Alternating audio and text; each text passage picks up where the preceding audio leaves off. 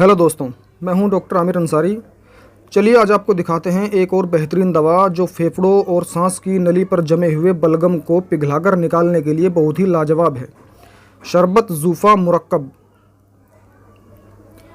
दोस्तों, पुरानी कठिन खांसी, सूखी खांसी और जो खांसी किसी भी दवा से ना जाती हो, बहुत ज़्यादा खांसने पर थोड़ा सा पीला या सफ़ेद कफ का टुकड़ा निकलता हो और फिर कुछ ना निकलता हो, उस तरह की खांसी को जड़ से दूर करने के लिए बहुत ही मुफीद है ये शरबत ज़ूफ़ा मुरक्कब। इस शरबत के इस्तेमाल से बरसों पुराना जमा हुआ दूषित बलगम बहुत आसानी से पिघलकर बाहर हो जाता है। तो इसीलिए ये पुराने से पुरानी खांसी, विशेष रूप से सूखी खांसी, ब्रोंकाइटिस, क्रोनिकल ब्रोंकाइटिस, अस्थमा तक में ये लाभ करती है और उन सभी कंडीशंस में जहाँ कफ सूखकर छाती या सांस की नली पर चिपका रहता है, उन सभी में ये बहुत लाभ करती है। तो आइए आपको दिखाते हैं शरबत ज़ूफ़ा मुरक्कब को बनाने का तरीका। मुनक्का 30 तोला यानी 300 ग्राम। मुनक्का हमने बहुत ही अच्छी और बेहतरीन क्वालिटी की मोटी मोटी ली हैं, तो ये देखकर अच्छी क्वालिटी की लेनी है। 300 ग्राम। उन्नाव बेर, ये बेर की एक किस्म होती है और ये पंसारियों के यहाँ उन्नाव के नाम से मिलती है, ये लेनी है 200 ग्राम। सपिस्ता यानी कि लिसोड़ा 200 ग्राम। अंजीर 200 ग्राम। और ये है बेक सोसन लेनी है 300 ग्राम। मुलेठी, मधुयष्टि 200 ग्राम। बेख बादियान यानी सौंफ की जड़। दोस्तों, बहुत से लोग बेख बादियान को नहीं जानते और ये बहुत कम ही दवाइयों में इस्तेमाल होती है, तो आप इसे अच्छी तरह देखकर और ढूंढ कर लें। सौंफ की जड़ ये हमें 100 ग्राम लेनी है। बेख करफस 100 ग्राम। ज़ूफ़ा खुश्क जुज़े ख़ास के तौर पर यानी मेन कंटेंट के तौर पर इस शरबत में शामिल है और ये हमने अच्छी तरह साफ़ करके ली है। ज़ूफ़ा खुश्क 100 ग्राम। और ये है दोस्तों हंसराज लेनी है 100 ग्राम। बिही दाना 50 ग्राम। खुब्बाजी 50 ग्राम। बादियान यानी सौंफ 50 ग्राम। जौ 50 ग्राम। अलसी के बीज, फ्लैक्स सीड्स 50 ग्राम। बाल छड़ यानी कि जटामांसी 50 ग्राम। गव ज़बान 50 ग्राम। और ये ख़त्मी के बीज 50 ग्राम। तो इन सभी दवाओं से मिलकर तैयार होता है शरबत ज़ूफ़ा मुरक्कब। दोस्तों, एक्चुअल में शरबत ज़ूफ़ा मुरक्कब एक यूनानी क्लासिकल मेडिसिन है और सभी यूनानी दवाइयाँ बनाने वाली कंपनियाँ शरबत ज़ूफ़ा बनाती हैं। लेकिन हम आपको ये बताना चाहते हैं कि शरबत ज़ूफ़ा का जो मेन नुस्खा है, जहाँ उसका वर्णन है, और जिन यूनानी ग्रंथों यानी काराबदीन मजीदी और बयाज़े कबीर वॉल्यूम 2 में जहाँ पर शरबत ज़ूफ़ा मुरक्कब का वर्णन है, यूनानी कंपनियाँ उसी हिसाब से उसे बनाती हैं। लेकिन ये जो नुस्खा हम आपको दिखा रहे हैं, ये आयुर्वेद सार संग्रह से हमने लिया है। वहाँ भी ये शरबत ज़ूफ़ा के नाम से ही है।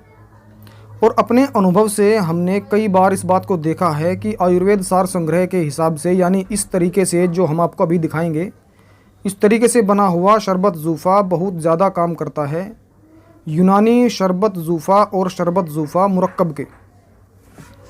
तो हम हमेशा इसी विधि से शरबत ज़ूफ़ा मुरक्कब बनाते हैं।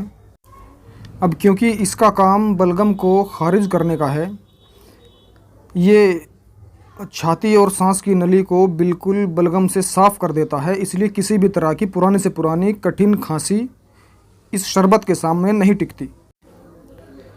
तो इसे बनाने के लिए सबसे पहले तमाम दवाओं को मोटा मोटा यानी दरदरा कूट लेते हैं। देखिए दोस्तों, हमने सभी औषधियों को मोटा मोटा यानी दरदरा कूट लिया है। और इतना मोटा रखना होता है इसे, इससे ज़्यादा बारीक नहीं करना है। मुनक्का, उन्नाव और अंजीर को हमने अलग रखा है और इन दोनों को अब अलग अलग पानी में भिगो देना है। इस कुटी हुई दवा का वज़न लगभग 2 किलो है और अब इसे भिगोना है 16 गुने पानी यानी कि 32 लीटर पानी में। इस दवा को 32 लीटर पानी में भिगोकर पूरी रात रखना है। तो चलिए इसमें पानी डाल देते हैं। जितने भी शरबत सूखी औषधियों के बनते हैं उन सबको बनाने की ये एक ही विधि है। सभी के सफ़ूफ को 16 गुना पानी में पूरी रात भिगोकर अगले दिन पकाकर 1/4 रहने पर छान लेना होता है।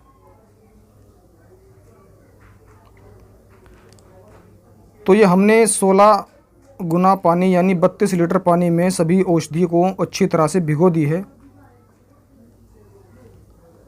और दूसरे एक भिगोने में मुनक्का, उन्नाव और अंजीर को हम अलग भिगोएंगे 4 लीटर पानी में। तो इसमें 4 लीटर पानी डाल देते हैं। अब इन्हें पूरी रात के लिए रखे रहने देना है और सुबह दोनों को अलग अलग आग पर तब तक पकाना है जब तक इनका पानी चौथाई ना रह जाए। तो देखिए दोस्तों, औषधि को हमने आग पर पकाना शुरू कर दिया है और इसे तब तक पकाएंगे जब तक पानी 1/4 यानी 8 लीटर ना रह जाए। और ये मुनक्का, अंजीर और उन्नाव को अलग पकाना है और यहाँ पर आँच को धीमा रखना है। वहाँ आप चाहें तो आँच को तेज़ रख सकते हैं, लेकिन यहाँ आँच धीमी रखनी है और इसे तब तक पकाना है जब तक पानी 4 किलो का 1 किलो ना रह जाए। और ये देखिए दोस्तों, पानी अब लगभग 8 लीटर रह गया है, हमें आइडिया है इसका। अब हम इसे आग से उतारकर ठंडा होने पर छान लेंगे। तो ये देखिए, हमने इस काढ़े को अच्छी तरह से छान लिया है और सभी औषधियों को खूब निचोड़ कर सारा जूस यानी सारा रस निकाल लिया है। और ये मुनक्का, अंजीर और उन्नाव का 1 किलो बचा हुआ काढ़ा यानी उसका 1 किलो रस है, इसे अच्छी तरह से छान लिया गया है। दोनों काढ़ों को हमने कई बार अच्छी तरह से छानकर एक जगह मिला दिया है और अब हम इसमें डाल रहे हैं 7 किलो चीनी।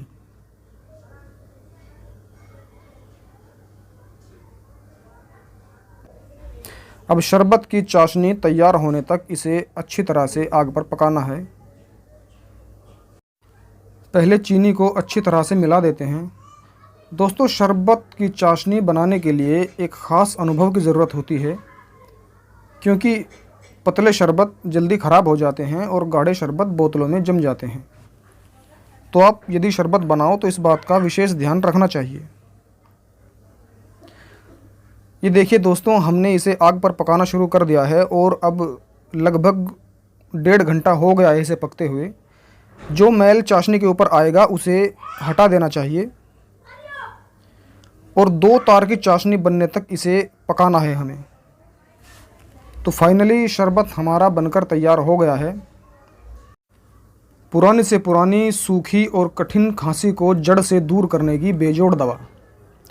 दोस्तों, आप इसका गाढ़ापन देखिए, इसमें बनने वाले तार को ध्यानपूर्वक देखिए, इतना गाढ़ा रहना चाहिए ये।